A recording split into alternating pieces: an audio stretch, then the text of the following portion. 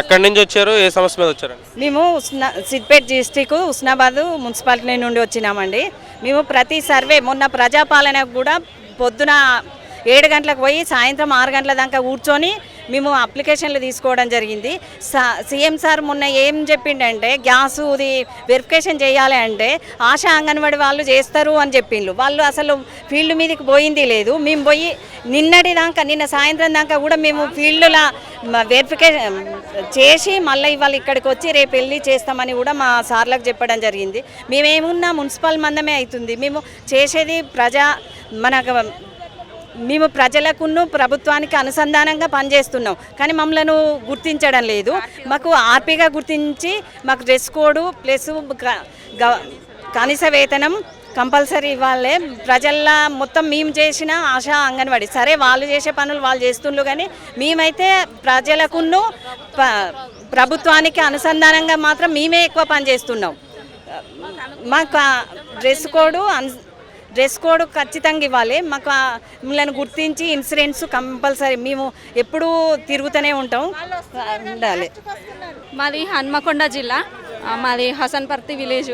అయితే మా రూరల్ నుండి అర్బన్ కేసీరు మెప్మా కేసిన దగ్గర నుండి మమ్మల్ని ఇది ఒక మెప్మాలు వేసిన మేము కుక్క లెక్క ఒక లాకెట్ తలిగించి మమ్మల్ని వెట్టి సేవ చేయించుకుంటున్నారు. మాకు కనీస వేతనం 250 రూపాయల నుండి చేస్తున్నాం. మేము అప్పటి నుండి ఇప్పటి వరకు 4000 జీతం కూడా మాకు ఏదో మున్సిపల్ ఫండ్ నుండి ఇస్తున్నాము. మేము చెప్పిన పనులు చేయాలి. మేము ఇప్పుడు రావాలంటే ఏ ఊరికి పోయినా ఎక్కడికి పోయినా కూడా నువ్వు ఎందుకు పోయినావు, ఎవరు చెప్పి పోయినావని మున్సిపల్ వాళ్ళు మమ్మల్ని బెదిరిస్తున్నారు.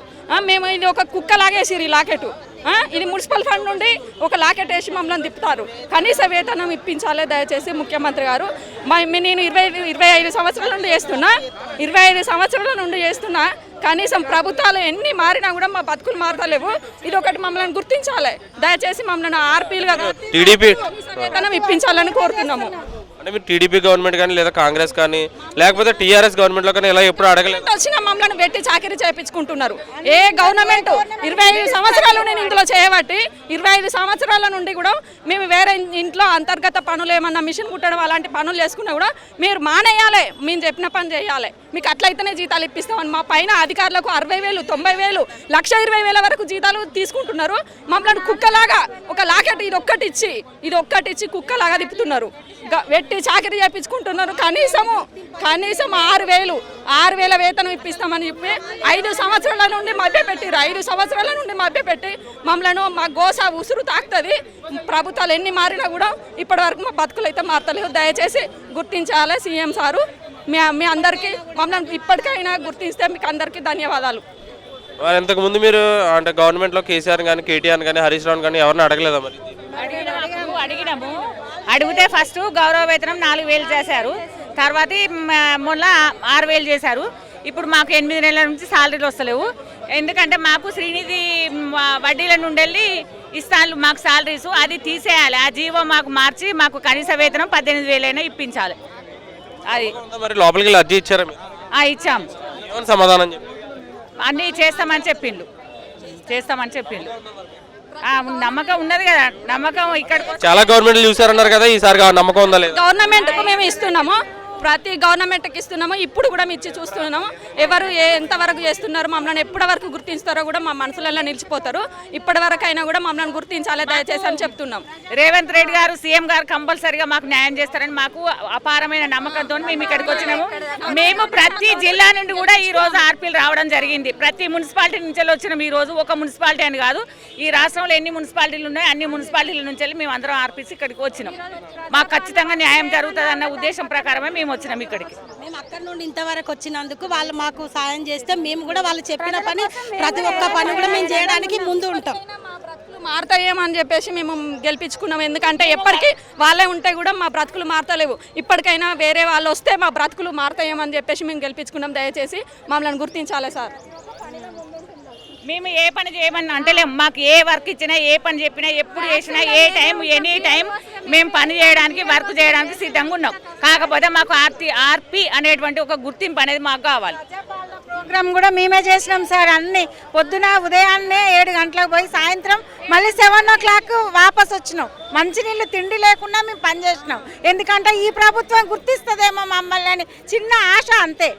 అట్లా చేసినాం సార్. దయచేసి రేవంత్ రెడ్డి గారు మమ్మల్ని కొంచెం గుర్తుపెట్టుకోండి అని అది చేస్తున్నాం సార్ మిమ్మల్ని. మాది ఉస్నాబాద్ మున్సిపాలిటీ సిద్దిపేట జిల్లా నుండి వచ్చినాము. ఈరోజు రాష్ట్ర వ్యాప్తంగా అన్ని మున్సిపాలిటీలు అందరు మార్పులు రావడం జరిగింది. రావడానికి గల కారణం ఏంటంటే ఇప్పటి వరకు కూడా మాకు 7 నెలల నుండి జీతాలు రావట్లేదు. గత ప్రభుత్వం 4,000 వేతనం వరకే ఇవ్వడం జరిగింది. కానీ పెరుగుతున్న ధరలకు అనుకూలంగా మాకు ఈ ప్రభుత్వ కార్మిక చట్టాలకు అనుకూలంగా ప్రత్యేక బడ్జెట్ కేటాయించాలి. కేటాయించిన బడ్జెట్ ప్రత్యేకంగా మా వ్యక్తిగత అకౌంట్లకు రావాలి.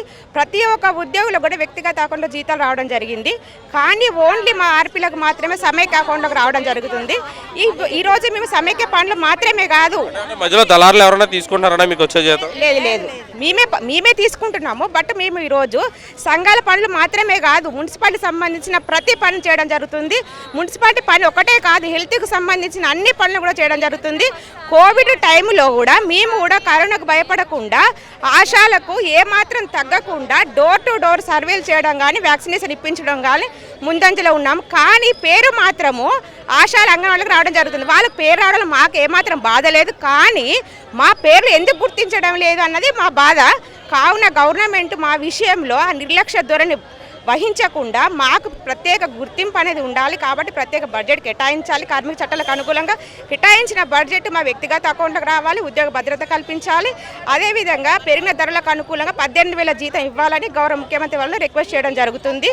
Please do subscribe to Please do subscribe to Please do subscribe to Please do subscribe to Please do subscribe to Please do subscribe to KTV Telugu. KTV Telugu. KTV Telugu. KTV Telugu. KTV Telugu. KTV Telugu. Please do subscribe to KTV Telugu.